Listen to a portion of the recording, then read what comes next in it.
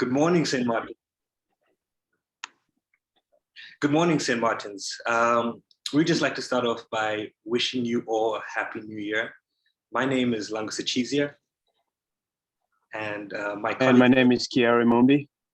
Perfect. Oh, sorry. And today we're going to be talking to you about exercise and giving you some healthy living recommendations for the new year. This topic is something that Kiari and I are both really excited about sharing with you because we're both interested in sports medicine.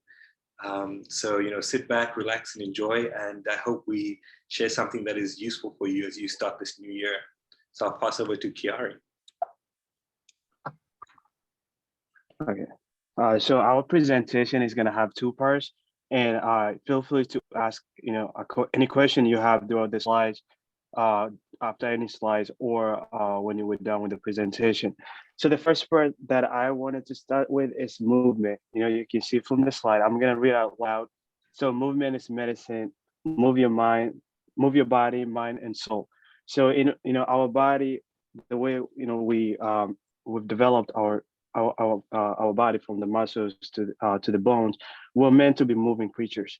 Unfortunately, modern world that we live in, especially in the Western world, with cars and everything, we don't move a lot. So when you wake up, if you're going to work, you sit a lot on your car, you sit in traffic. Most of us in the jobs that we do, or in school, we tend to spend most of the time on the desk. And when we come back home, we spend a lot of that time on the couch. And this is not how we're supposed to spend our life. Movement is very important, not only just for your physical, but also for your emotional and spiritual health. The more you move, the more you're likely to make friends, meet new people, and extend your social network. And through our presentation, we're going to emphasize a lot on this movement, either it would be an exercise or different type of exercise like walking or whatnot. We're going to emphasize a lot because movement has a lot of benefit. For instance, one thing that I want to share is movement, for example, helps with clearing waste products from your body. So the more you move, the more efficient your body is. Movement also help you use the store energy like glucose or sugar or fat in your body, and also strengthen your tissues, ligament, and bones. So think of your body the same way you think of a car. If you leave your car in the garage for too long, there's always going to be some issue. Either the battery is going to run out, or the oil on the gas in the tank is going to start going stale. So we're going to emphasize a lot on movement. Next slide, please, Lango. So the first thing that we're going to start on is exercise. So I have a short video here, and the video explains to you the benefit of movement. So what's happened when you start exercising? What happened to your body in the short term, in the long run? And so the benefit for exercise, they don't have to be just what you call it. It's not just weight loss. It's also for your health benefit. Exercise is the best preventive measure for most of the diseases that we see in the Western world today, like obesity, diabetes, and sometimes it's been linked to preventing some sort of cancer as well. So we're gonna exercise a lot on our exercise, and the amount of exercise that you do is gonna depend on your fitness goal and where you are right now. Do you want to just lose weight, or you want to become more, to increase your endurance? That's all going to depend on where you want to see yourself, either in a week, a month, or a few years.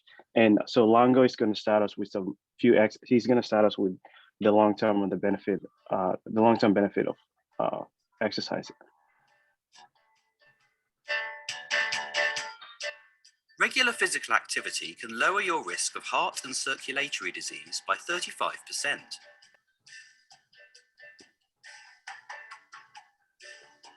When you are active, the heat produced by your muscles increases your body temperature, making you feel warmer.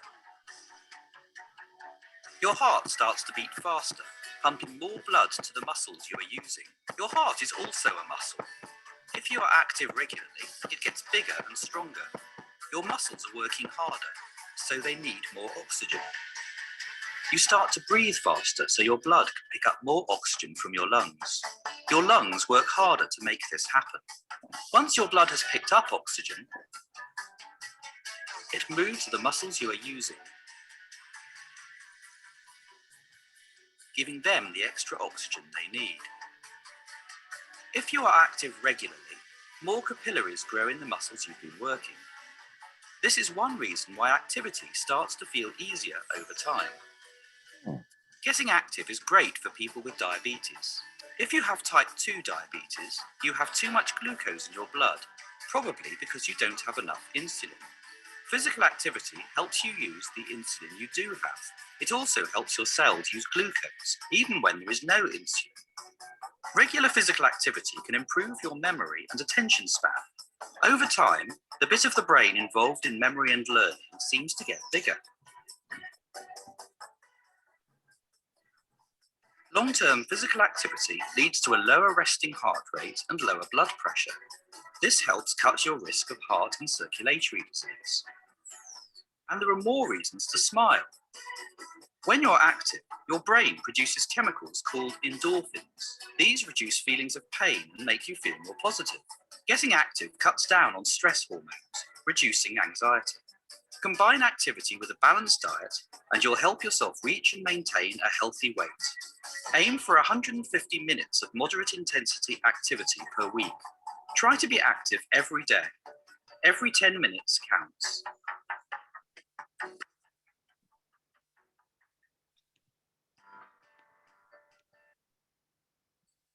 So as that video showed, there are loads of benefits of exercise. And one of the beautiful things about exercise is that you have both short-term and long-term benefits. And as you can see in this image, from just one session of moderate exercise, you can see improvements in the quality of your sleep.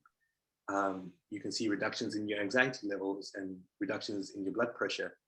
But the real goal with exercise is to focus on the more consistent and long-term forms of exercise. And that's where you start to see the real benefits. As Kiara mentioned, exercise is really important for disease prevention. So long-term consistent exercise can see improvements in brain health, heart health. You'll notice that you'll get stronger, increase in bone strength, and also just increase in your balance and coordination, which are all really important. So we've mentioned a lot about exercise, and I'm sure your first question is, we're in a pandemic right now, gym memberships are expensive. How can I actively and effectively exercise during this time? And one of the easiest ways to exercise and do it in a safe manner is through aerobic exercise. And the first one I'm going to highlight is just walking. So walking at a moderate to fast pace daily with friends or by yourself can get your body moving, get your heart pumping, and is an excellent way to exercise. Especially you can get some fresh air, it can clear your mind. And in addition to that, if you have access to a bike, cycling would be another great option for that. If you have an indoor bike or if you have a bike, you can get on the road and just cycle along. In terms of indoor aerobic exercises, you can put on your favorite song and dance around in your home and just enjoy that exercise. Or as we'll get into, there are lots of YouTube videos that you can use and follow along with. So the key things we want to highlight is we really emphasize 30 minutes of moderate to moderate exercise per day for 5 days a week. Take breaks whenever you need. So you don't want to overexert yourself and put too much strain on your body. So take breaks when needed. Make sure you're drinking plenty of fluids. And as I mentioned, YouTube is a great source of free videos to do some exercise.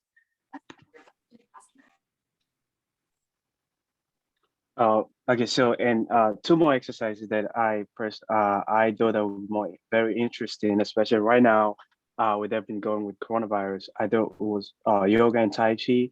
For you, most of you that don't know about yoga. Yoga is originates from India, from the subcontinent India, and Tai Chi is our Chinese martial art.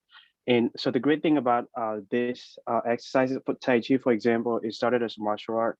And just like yoga, it's used also for its meditation and health benefits. So the one of the main benefit of yoga and Tai Chi is improving balance, strength, and flexibility. These are things that tend to decline as we age or as we gain weight. And the yoga and Tai Chi are very, they're not easy, but they're a very great way of dealing with these issues. And another great thing about yoga and Tai Chi is that you can do them at any age, especially Tai Chi. I've I've I've gone through the monument. I've seen a group of elderly citizens practicing Tai Chi, and also yoga is the lady on this slide. I included a link, and the lady goes through yoga poses that you can do at home on your chair. So if you have any mobility issue or you simply don't feel comfortable doing some of the poses, so she show you how to do them on your chair. And like I said from the beginning, we are at different goals of exercise, movement, and that's the good thing of some of the links that Lango and I showed here is that they're meant to be for any stage. So it can be somebody who's very fit or not fit at all, or they're good for beginners as well. Another important aspect of yoga and Tai Chi is the fact that they both help improve muscle strength and the definition. So they help tone your muscles when you practice these exercises. They also help boost your immune system. And the most important thing that got yoga and Tai Chi very popular in the Western world is the spiritual aspect of yoga and Tai Chi. They're forms of meditation, so they can have a lot of emotional benefits to your emotion. So it's a good way to relax while you exercise, reflect on your not just your physical but also your emotional health. And that's why I do during coronavirus with the mental toll that the pandemic has had on all of us. I think these will be two very effective way of exercising. And I included a few resources for those that current live in DC or around DC. So the first one is Soccer Yoga Connect and Yoga District. These are organizations that have been trying to bring yoga to underserved community. Traditionally, yoga is, if you see on movies or TV, it's actually associated with suburban, or white females of middle class or upper class. So they've been trying to bring yoga to people that wouldn't otherwise get access to it. And they offer a hybrid in-person or online class. All you have to do is, if you type in Soccer Yoga Connect on YouTube, they will show you different classes. You just have to sign up for the classes. The same thing as the DC Tai Chi.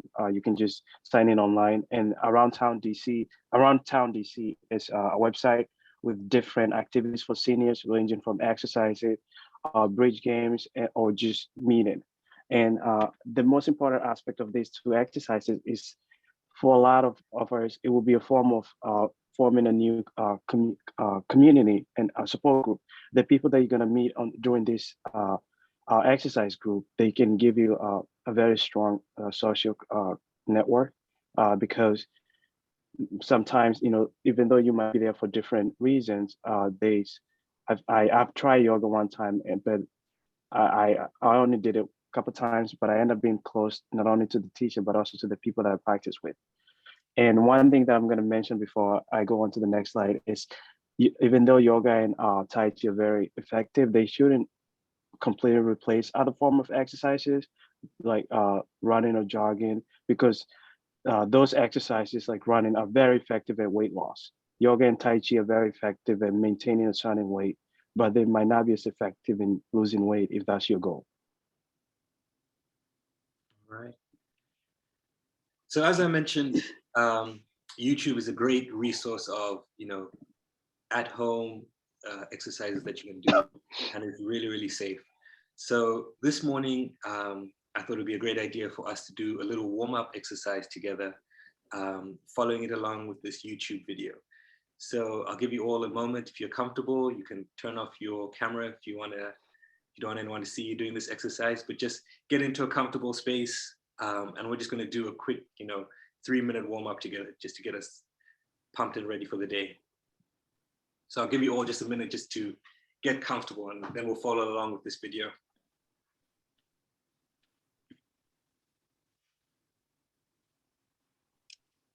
All right. I'm going to be using a light pair of dumbbells. And I'll be using some water bottles. But all you really need other than that is just your chair. All right, let's get into this thing. We're going to start with a light warm up. Now, throughout this routine, we're going to really focus on coming and sitting forward on the front half of your chair, keeping good posture and really focusing on our breathing throughout the whole workout. I'm going to use my light hand weights for the warm up. Poor Claudia's just going to use her own body weight. You decide what's right for you throughout this whole workout. We're going to start with a march in place. So elbows are bent at a 90-degree angle. So are your knees, and you're just lifting up opposite arm and leg. We're not going to count any repetitions today. So instead, I just want you to get as many reps in as you can in a lot of time period, making sure to breathe throughout. We really encourage you to make this workout your own today. Good. Keep breathing. Try to get a nice little coordination, synchronization in here. With 10 more seconds on this one. Keeping good posture. Shoulders are back. Core is tight. For 3, 2, 1, 0. Good. Next, we're going to move into an upright external retention, or rotation, I should say. So elbows are bent at a 90. I'm going to pull back and return. So we're going to pull those hands back using your upper back muscles, just rotating and squeeze your back. Now, as far as range of motion is concerned on this one, be careful not to go too far back. Don't hyperextend. Just go to a point where it feels comfortable. You start to feel a little bit of a stretch, and then come on back. Good. Keeping good posture. Shoulders are square. Head is up. Core is nice and tight. This is a great one to strengthen your rotator cuffs. Let's go for 5, 4, 3, 2, 1, and 0. Good. I'm going to set my weights down for this next one. I'm going to do a one-legged morning where Claudia is going to do a two-legged morning. So I'm going to have one leg out. She's got it both out. Opposite knees bent at 90 for me. Hands are on my head, starting with really good posture. Now I'm going to bend over at my waist, using my hips as a hinge, stretch down and back up. So you're going to feel a stretch in your hamstrings on this one for certain. I really want you to focus on keeping your back straight. And if you get to the point where you can't go down any further without bending, well, that's the point where you went too far down. So just go ahead and keep that back straight. Press those hips back as you come down. Feel that hamstring stretch. This is a great dynamic warm-up movement. Warming those muscles right up, getting them ready to work. All right, if you're doing one leg, go ahead and switch. Otherwise, doing two, go ahead and keep moving. Excellent work. It's a little harder to separate and do one leg at a time, so that's why this is the harder modification. Nice work. Keep it up. Pushing those hips back. Feeling that stretch. Let's go 5, 4, 3, 2, 1. All right. Warm up is complete, so we're both going to pick up our hand. All right. How does everyone feel? I saw some smiles as we did exercise together. Carrie, how are you feeling? Not bad, not bad. A little more awake. Yeah, I feel good. I feel awake now. So I hope you enjoyed that little exercise that we did together. And that was just to show you that, you could just do a quick YouTube search, just find videos that you can do from the comfort of your home, right there on your chair, any time of the day. So definitely take advantage of that. I just want to highlight 2 more exercises that I think would be very good for this group as well, that you could do from your home. So again, all of this can be done with things that are just found in your home. So you could use water bottles if you don't have weights, just anything that gives you a little form of resistance. So the first exercise is called a seated shoulder press. And the importance of this exercise is just to increase upper body strength and mobility in your arms. So it's a really simple exercise. And as you can see in the image, you just have your hands parallel apart and you just push straight upwards and then return back to the normal resting position. And the one key thing is you don't want your hands to touch when you reach the top. So just push straight right up and then bring it down. And you could do that repetitively, during your day as you're working at your desk. Use some water bottles, but it's just really important to increase your upper body and arm strength. The second exercise is another wonderful exercise that you can do throughout the day at work. And the importance of this exercise is just to stretch your lower legs, your joints and your muscles in your lower legs. So it's a really simple exercise. So you just plant your feet firmly on the ground, and then you push against your toes and lift up your heels, and then plant your feet back down again. And you just want to do this as many times as possible. When you're sitting down, you could be watching TV, you could be writing some emails, but just do it throughout the day. Just, push against your toes, lift up your heels, and do it over and over again. So these are really simple exercises. As we said again, YouTube is your friend, so make sure you take advantage of that.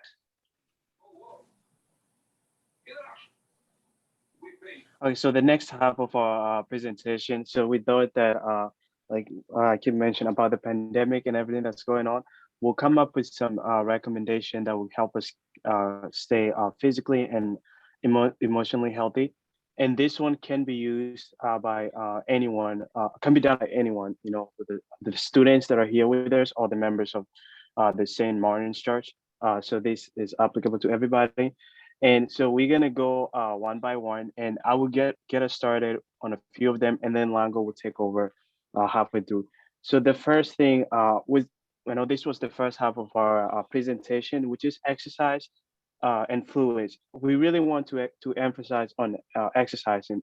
Exercise, like I said, is very good at preventing a lot of diseases because our sedentary lifestyle has been linked to heart disease, weight gain type, a lot of diseases that we think of in the Western world.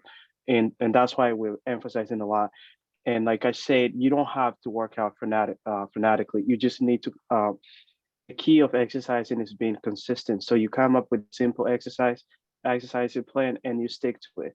And one of the things you should do is, you come up with your own goals, and both short term and long term. That can be as easy as saying, halfway through this exercise, this plan, I want to be able to walk for 15 minutes without stopping, or I want to lose, 5 pounds, or I want to. So you want to have something to aim at, and you just and also, as I say, you want to stay consistent because that's the only way that you can reach these goals. And also something else is your workout level or your ideal workout is going to be dependent on your fitness goals and where you are right now physically in terms of fitness. And as the slide show, this is only going to take 30 minutes a day. It's only 2% of your day for 5 days a week, also to emphasize on that. And I know most of us are students or work, but it will be very beneficial to your health if you can find at least 30 minutes in your day to do this simple form of exercises that Lango and I showed you. The next one is hydration, which is highly underrated. So I have this doctor here. His name is Dr. Mike. He's somebody that I've been following on social media for the last 4 years, I think. He's a family medicine doctor based in New York and New Jersey. And usually he answers a lot of questions on social media that people have about healthcare. And this video is him answering a question on water. And Lango, do you mind playing? How much water do you really need to drink? Hey everybody, I'm Dr. Mike, and we're looking at the truths about wellness trends. And today we're going to explore water intake. How much do you really need to drink, and what are the actual facts out there? Water is obviously a crucial component to our bodies. In fact, it makes up the majority of our bodies. Our blood, our organs, all of that needs water to function. So yes, we absolutely do need water, but the myths that have been propagating for years about how much water we have to have may be slightly inaccurate. Patients often come into my office and ask, how can you tell if I'm dehydrated? Or I'm drinking 8 glasses of water a day. Is that enough for my body? There's usually an answer to that, but it's not by the amount of glasses. It's by something else. Pee. I just wanted you to pop up on screen a giant P. Drinking more water is often said to be the answer for everything. What amazing benefits await for you if you drink more? Will you be more energized, less hungry, have clearer skin, have better bowel movements? But how much do you really need to drink? Is 8 glasses of water a day really the goal for everyone? Patients oftentimes come in with the preconceived notion that they're supposed to be drinking 6 or 8 cups of water a day. Many times I find them to be either overhydrated or underhydrated, depending on their body type, their activities that they're performing. What's most important for patients is to figure out if they're dehydrated, what is actually happening. And once we put that whole picture together, then that's when I'm able to give the best advice. Dangers of dehydration are wide, and they vary person to person. Someone may experience confusion. Someone might have a decreased appetite. Someone might have decreased metabolism. You're staying hydrated not only for your mental sake, but also for your physical sake. It's truly an important factor in your health. Drinking 8 glasses of water. Okay, thank you, Lango. So Mrs. Linda asked a question that I think is very important. She asked if unsweetened or carbonated flavored water like LaCroix is beneficial as plain water. So so Lango, do you mind going back to the slide of the hydration real quick, very quick? So sorry. Yeah, so on my slide, I say plain water is the best. And so this is, first of all, due to it's cost effective. So a lot of the water that you see today at Whole Food or Trader Joe, there's been this trendy water, the alkaline water, claim they have a lot of benefit. For example, the alkaline water say that it can help increase the pH of your body. But so from my research, most of the study that these companies did, they didn't show any significant effect. There wasn't anything, for example, with the alkaline water, there wasn't a lot of significant effect. And it's also a question that my mom asked me. So my answer to her, which was also the answer I found online, is if you're a healthy person with a healthy functioning body system, like your kidney, you don't need to drink, you don't need something else to help maintain your blood pH. The blood pH is at a 7.4, which is already the neutral pH is a 7, so your blood is a little basic already. So unless you have health issues, and that would be something you have to discuss with your if you had issue, that's something that your doctor will tell you and advise you. But alkaline water or LaCroix and all those other red water they find in Whole Food, they haven't shown any significant health benefit besides the fact that they do they help keep you hydrated. That's the only benefit. There's no any extra benefit. And yes, and also the taste. And for example, some people like sparkling water because it might taste better than regular water. So that would be the only reason. There's no at least right now we haven't seen any extra added health benefit besides hydration. And also they're expensive. So it's better to just stay on the side of the plain water because it's cheaper. And so there's always this question, especially when as an undergrad at Georgetown, whether the DC water was safe to drink. So I never used to drink it because I've heard that it wasn't. But for my research from the DC Water Department of Water and Department of Health, it says DC water is safe to drink, whether it's the tap water in your house or the tap water on the public parks. And if you're not comfortable with drinking your tap water, there's a lot of ways to fix that. You can get filters for as low as $15 or as high as $1,000 on Amazon, and they're very easy to use. You just get one and you stick it in your faucet, and all you have to do is change the filter every couple months. Sometimes even some goes up to 6 months. And yes, just to drive this home, stay hydrated, and clean water is the best. It's so yeah, yes, the waters that you buy at grocery store, they are they have good taste, but some of the information on the bottles are misleading. I'm just gonna let you know that if you're healthy and you have proper functioning kidney and everything, you don't need something else to help you maintain your blood pH. Your body does that by its own. And so the next thing I'll touch on is eating a variety of food.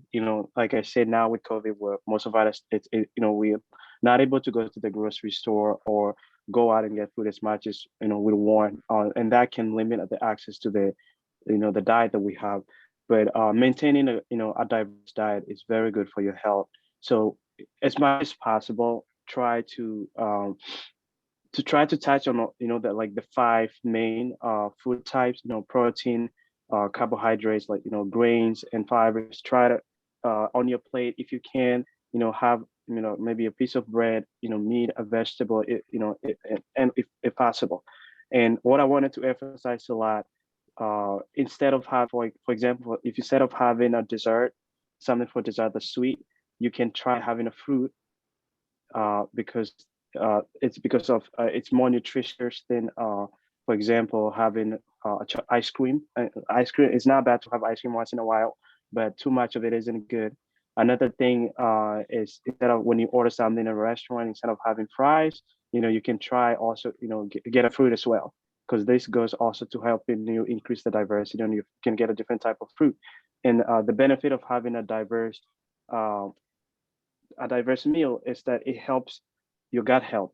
Not only it increases the diversity of the bacteria in your stomach, which help you fight diseases. Also, it also makes sure that you're touching your uh, some of the preventive disease. For example, kwashiorkor is caused by less protein, so it helps you prevent some of this disease we still in developing country. So having a diverse meal. And another thing is it prevent burnout. So eating the same thing can sometimes, lead to boredom and burnout, and it can make uh, cooking fun. So as much as possible, try to include some. The picture shows you, try to include some of this in your diet if possible. And last but not least for me is reducing salt and sugar intake. So you can see the recommendation amount of sugar to take every per day is 6 to 9 teaspoons, and per day, and 1 teaspoon of salt. So on this slide, I included a picture of some of the most common carbonated drinks and vitamin waters and energy drink. So if you look, a Coca-Cola, just one small Coca-Cola can is all the sugar you need per day. And the same goes for vitamin. It's almost all you need per day, and Red Bull. So if you have one of these energy drink in the morning, so you already have amount of sugar that you're supposed to eat every day. And most of the food that you're gonna eat have a lot of added sugar to it. And this goes for salt. So a lot of condiments that we use at home also have a lot of these also have added sugar and salt. So the best thing to do is try to drink water instead of drinking some of these energy drinks, and that will help you cut down on salt and sugar in your diet. And both salt and sugar, they have an effect on your blood pressure, so they help lower blood pressure in your body, so they can help reduce the risk of heart diseases, heart attack, and heart attack and stroke. So sugar, for example, also help keep you, help with your skin, help you keep you looking younger. And reducing your sodium intake can have a profound effect on your kidneys. So your kidneys responsible for filtration in your body. It's like your filter. So it help maintain, it help keep your body balanced by either excreting salt on water. So if you taking the right amount of salt, you keep your kidney healthy. And also on the last slide, I forget to mention something about water. So it's good to drink water, like I said, 8 glasses a day. But if you have any renal kidney issues or any underlying health condition, it's good to first talk to your doctor so you can know the right amount of water that you can drink. Because like I said, the kidney is it help clean up your body by controlling the amount of water and salts in your body. So before you make changes to your water intake, talk to your doctor. So also sorry, we had a question on the chat about yogurt, and we'll try to answer that. So I'm gonna let Longo goes, and then we'll try to answer that on at the end of the slide, if you don't mind. Awesome. So a lot of our presentation this morning has focused on the benefits of physical exercise. And we want to, also use this last portion of our presentation just to focus on the mental aspect of that. So I know for myself personally, life in this pandemic has led to a lot of isolation. You're scared to be around people, scared to be around friends. So our fifth recommendation for this year is to try and find ways to stay connected with people.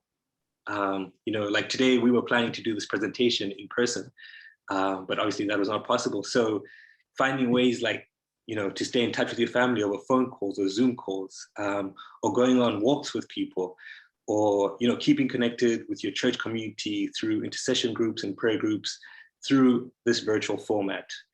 For our sixth recommendation, it's kind of a caveat to our fifth one. So we are emphasizing staying connected, through technology and through phones, but we also want to emphasize that it is important to take some time away from your screens, your phones, your laptops. And this could be as simple as just like, putting your phone in silent for a little bit of the day and reading a book, or, putting your phone on silent while you're cooking, just anything that you can do to reduce that screen time and the over-reliance on technology and texting and emails. Really important. For our seventh recommendation, along with this theme of mindfulness and mental health, we want to suggest a couple of things that you could add to your daily routine. One thing that I started doing this year, which I think is very beneficial, is gratitude logs. So as you can see, this lady, just at the end of your day, just taking a moment just to write the 3 things that you're grateful for that have happened in that day. Or it could be as simple as, buying a diary and journaling, some of the thoughts you had of what happened in the last day or the last week. If you're really busy doing this every day, could be difficult. So maybe you could journal at the end of your week. Other forms of mindfulness that we would love to recommend are prayer. Obviously, we're talking to a church group, meditation, or just doing a random act of kindness to someone, someone that you don't even know, or a friend or family member. Our 8th recommendation is one that I personally struggle with, and I'm sure a lot of my peers struggle with this one as well, and I'm sure many people on the call, and that is sleep. The recommendation is to have about 7 to 9 hours of sleep per night for adults. And this is tough, there's so much you want to squeeze out of a day, but the benefits of sleep are endless, from boosting memory to improving cognition, to increasing energy for the day. So we definitely recommend trying to get a good night's sleep. 7 to 9 hours is the recommendation. And for our last 2 recommendations, making lifestyle changes is a big and challenging task. So for our 9th recommendation, we encourage you guys to try and find an accountability partner. This could be your spouse, your partner, your best friend at work, or your friend at church. But there's a famous African proverb that says, if you want to go fast, go alone. If you want to go far, go together. So the aspect of community and having someone to help you along this journey is really, really important. And I can't stress that enough. With exercise, with mental health, consistency is key. So finding someone, who hold you accountable and who you can motivate and they can motivate you along this journey is really, really important. And for our last recommendation, it kind of just summarizes everything that we've given you today. So we've given you 10 recommendations, which is a lot. And we're not asking you to incorporate all 10 of these at one go. That would be a recipe for failure. But what we are trying to, recommend today is maybe taking one of these recommendations for the next week or the next month and trying to get consistent with it. So start small and just be consistent with it. And as you do that, you can add more and keep going with it. So just to emphasize, start small, pick one and go with it. So we just wanted to wish you a healthy and blessed 2022. We wish you all the best for this year. I hope our presentation has given you some thoughts of things you can incorporate as you start this new year. I know a lot of people write resolutions, so maybe you could add one of the healthy living recommendations or one of the exercises to your goals for this year. So we'll now take any questions. So I'm gonna say somebody had asked a question about yogurt, and so yogurt are very they become very common. I don't think you can walk into any grocery store and not see Greek yogurt or Activia. There's a lot of them are out there, and so yogurts are healthy. They do. They have they have good healthy fats and also protein. So they are a good meal that you can take. For example, in the morning. But one of the problem with a lot of yogurts today is they have a lot of added sugar. And as I mentioned, when you normally most of the Western diet already has a lot of like when you have an energy drink like Coca-Cola, that's already the amount of sugar that you're supposed to drink the whole day. So if you have a yogurt, for example, a small Greek yogurt, then that is flavored. So you're going past your health the required amount that's recommended by the CDC. So I would say if you're gonna eat yogurt, probably try to pick the unflavored one because they will not have any added sugar on it. And another type of yogurt that's becoming popular today is the ones with probiotic. So we just had a class about microbiology, and one of my professors talked about probiotic, and I think that was the first lecture that we had for our introduction to the gut immunity and bacteria. And for most of the studies that from these companies like Activia and Greek yogurt, there wasn't really significant evidence that they can actually the bacteria in this yogurt actually help diversify the bacteria in your stomach. From what I recall from my professor, once you take out the bacteria from its natural, or you take out from your gut and put it in somebody else's gut, you change its environment. So, and it's very hard to study bacteria outside their natural environment. And I think maybe Dr. K can try to back me up a little bit on this, or my fellow students. But from what I know, we don't have any conclusive evidence that actually the probiotic, outside of what yogurt does as a diet, for example, having a lot of protein and healthy fats. So we don't have evidence that the actual probiotics works, or they're better than just eating regular yogurt. I agree with everything Chiari had mentioned. I do recommend most of my patients eat plain yogurt just because it does help balance the gut bacteria. It helps, we're learning more and more about gut health and how it influences our mood, our brain, depression, anxiety, a lot of other, how often patients get dementia, or how soon they can get it, that kind of stuff. So we're still learning. It's a new area that's developing quite a bit. But, like Chiari had mentioned, like Indian people always eat yogurt every day, every meal. And it shows like dementia is low, other health cancers are low. So they're still studying a lot of it, but I do recommend the plain yogurt. And like he said, fruit yogurts do contain a lot of added sugars. So if you do need to eat something with it, I just recommend adding frozen fruit or fresh fruit for flavor, because that's better than the preservatives that it comes with. Thank you, Dr. K. Any other question out there?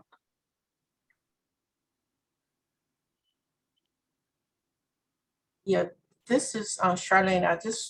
I felt that this has been an excellent presentation. I thank you all both for it. I just want to also add in, while we're thinking about making a healthy choice for going into 2022, also keep in mind what portion sizes look like.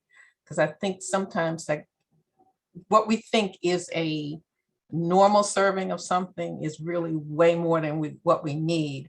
I know the nutrition, each product in the store, you're supposed to have nutrition information, and on it, it tells you what the portion size is. And a lot of times, even I ignore it because you get like a pack, say if you had a packet of ramen noodles.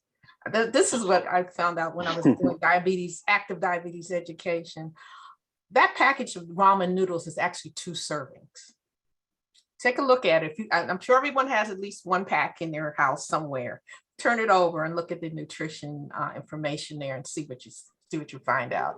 And I know I've had patients who told me, oh yeah, well, I'll just take 2 packs of noodles and I'll, add whatever stuff to it. And I'm thinking like, okay, that's 4 servings, and then we're wondering why we're helping you battle, elevated blood sugars. So just kind of keep in mind what a serving size is, especially if you are not pairing it with active exercise, so just a thought. Yeah, thank you so much. Yeah, that's something we forgot to mention that. Yeah, like cutting down on the portion it's very important as well, because as we know, American portions are very big if you compare to other countries. Right. There's a great question, or Erica, you put in a great statement about the serving of wine is only 5 ounces. And who actually measures a serving of wine? Not me. Angel, I think you have your hand up. Yeah, with the ramen noodles, I also heard too that that the salt packets that come with it are really the part that's so detrimental that you could still have like maybe a half a pack of ramen or whatever, but if you without the salt packet, without the flavor packet, and it's not, the noodles themselves aren't that salty. It's that salt packet that can get you. Absolutely. And that applies to like frozen meals, anything with preservatives. So just wash, canned goods. If you can wash them out, you take out the added salt. Little things like that can make a lot of difference. So I had a question about the exercise. I've seen a lot of things about these high intensity workouts, like 7-minute or 8-minute workouts. What do you guys think about that? Sorry. I'm gonna try and answer this. So I used to be an athlete at Georgetown, and that's something like so there's a lot of, so I was mid distance. So when we work out, there's people who do long exercises that are doing marathon, and for sprinting, so that we do like very short but very fast workout. And so those really depend on what you want to accomplish. Like for sprinters, when we do like those like 15 minutes high intensity workouts, because we want to increase our lung capacity. We want to increase those first twitch muscles, and we wanted to also increase our muscle capacity. But if you're working out to increase your endurance, then you want to do something better. Like, you don't want to do like a 7-minute workout. You want to do like a 30 minutes workout and so forth. And as I said from the beginning, it really depends on your goal. And I think it's the like the longer exercises, I think they're more fun, and you get to diversify your workout. But with 7-minute workout, I think that you don't have time to do a lot of exercises, and your body can get easily used to those exercises, and so your muscle get numb to them. So the results that you get aren't as profound as because you need also to rest. It's good to rest, and also before you go to the next set of workout. If you're sprinting constantly, like when I was doing my workout, I would do like 100% sprint, but would take like at least a minute rest so you can relax and go again, because you do need the rest. And yeah. But I'm not very sure, but I do think it depends on your goal. So what kind of muscle you're trying to develop, and yes. So just to add to that, and to emphasize, one thing from our presentation today, I know a lot of people are going to go on YouTube and like try to find exercises. I think the key things is, remember what your goals are, and also remember, at what level you are at physically. You don't want to overexert yourself. So like those high intense 7-minute workouts could be great for a young college athlete, but might not be great for maybe an older member of the congregation. So, as you do your YouTube searches, just make sure you kind of tailor your search to fit your needs, and work from there. And that's not saying that you shouldn't do those exercises, but start small, as we've emphasized today, and build up from there, I think is the key. I think we had a question in chat about frozen veggies versus canned. and the health quality? Yeah. Oh, I saw that question, and I'm gonna be honest with you. I am not very sure. All I know is, like, fresh food, your best option. But I think most frozen veggies and canned, especially if you get them from supermarket, they would tell you, they have facts on them. For example, they tell you how much protein, how much sugar, salt they have on them, and that might be the best place to get the information. And also, we're lucky today that we have Dr. K with us. So if you don't mind, I'll shoot this question to you. Sure, let me jump in. So usually I recommend, in season veggies, whatever, because, squashes come in the summer, fall, versus winter veggies are different. So in season, fresh food is always the best. And then I usually do recommend frozen veggies because they are frozen at the peak of produce. So to just help have them throughout the year. And they don't have preservatives added. They're just frozen and they're fresh when you thaw them. So I usually just put them on the stove, saute them, and they come with all of their nutrients. Canned foods usually lose their nutrients over time and also have a ton of salt and preservatives to keep them in a fresh state. So that's why they're usually my least favorite. Chickpeas, beans, that kind of things may be okay versus other veggies that are like corn and tomatoes. I typically, those are my least favorite. But yeah.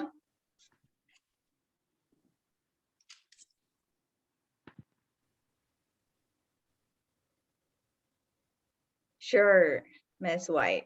I'm sure Kiari and Lengo can put together a simple video list and get it to Dave to send it out.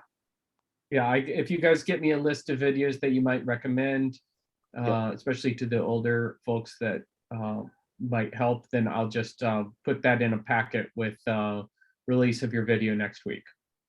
Awesome, we'll get that. And then I quickly wanted to address, yes, older folk tend to lose appetite as you get into the geriatric age range, which is about 65. But that's just because, the body functions tend to slow down, your metabolism slows, and so your appetite also naturally decreases.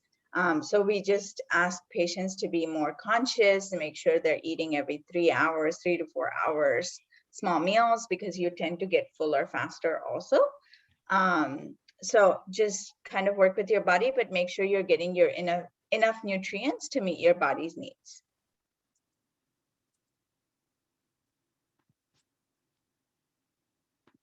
That's interesting what you just said, because I'm finding that my appetite, I fall into the seasoned group, but I find that my appetite has not so much decreased as that my, I guess my willingness to continue the exercises that I was doing before has decreased. So, I mean, that balance is. Church, we just walked one time from the church to Michigan Avenue. We didn't even make it to the shrine. But maybe that's something we could do again when the weather gets better and things people feel a little bit more comfortable. I know that I put on the text thing that Fit DC. It's they do different things through the city, and one thing they did, they had a women's walk in March, and because of COVID, instead of having everyone meet at Freedom Plaza, they put up all these different places across the city where people could walk, different rec center tracks or whatever. So maybe that's something that our church and you guys, the students, could do as well. Is just on a designated day. We don't have to all meet together and share each other's air.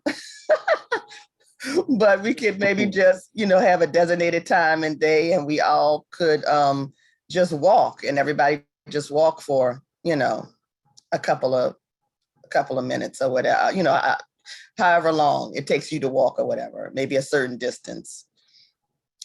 So it's just a thought. Yeah, that'd be great. Yeah, do you guys want to say anything about the transmission of COVID and being outside and how many people you can walk with before it starts getting dangerous? So let me add to that. So with Omicron, we honestly don't know how fast it is transmitting. You know, the initial thought process was 15 minutes of exposure when COVID, the first variant. 15 minutes without masks, even in outdoor space within 6 feet of each other, you could still get it. With Omicron, that transmission has like doubled or tripled or quadrupled. Which we still are trying to get our heads wrapped around, and there's no research. So I would assume it's less than 10 minutes, even with masks on, outdoors. So we're just trying to keep our space. I know Georgetown has converted all the classes to virtual, at least for the next couple of weeks, just pending our understanding of how this is affecting us. I do my clinics at Unity, and we are trying to keep it low as well, because several staff members have been out. And we're just trying to survive at this point in the healthcare world.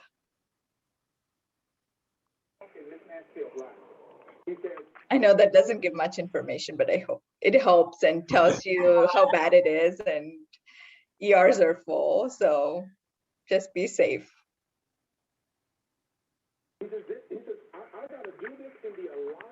So if we don't have any other questions, maybe you guys could give a few statements and close it out, and then I'll stop the recording. Okay. First of all, I would just like to emphasize what Lango and I say, that from the beginning, that we emphasize a lot on movement, and all these exercises are going to depend on where you are physically. So you don't have to start where your friend is starting or where your neighbor is starting. We all have different fitness goals and physical attributes. So just design your plan that works for you.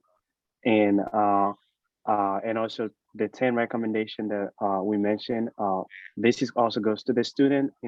Maybe try to do 1 or 2, just because it will be good for your mental and physical health. And I would like to thank everybody for this. It's a great opportunity for Longo and I. We got to learn a lot. I didn't know that much about Tai Chi. Besides, I've seen it on a movie, but now I know a lot about Tai Chi. And so it was really a great opportunity for us to learn. And thank you for listening to us. Really appreciate it. Yes, thank you everyone for your attention today and just getting involved in all the engaging questions.